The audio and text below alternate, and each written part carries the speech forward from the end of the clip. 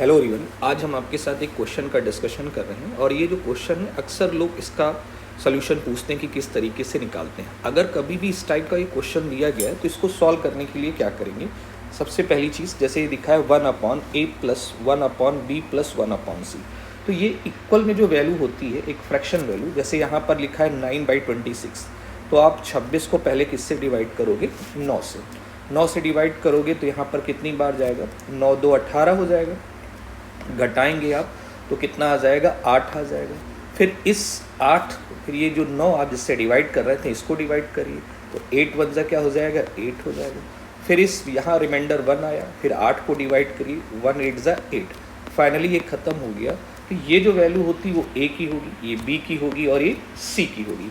आपको वैल्यू किसकी निकालनी है? A plus B plus C plus 1 की वैल्यू निकालनी है।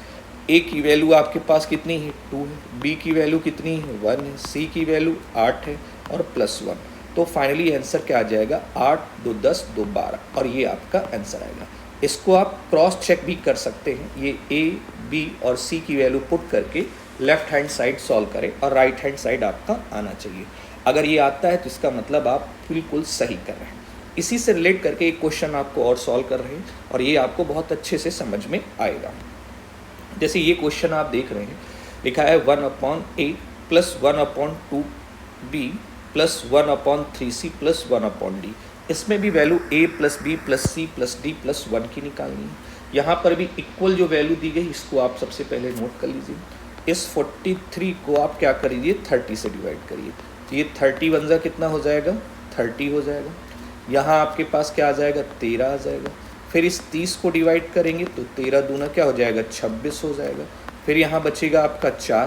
फिर इस 13 को डिवाइड करिए, 4 3 कितना हो जाएगा? 12 हो जाएगा।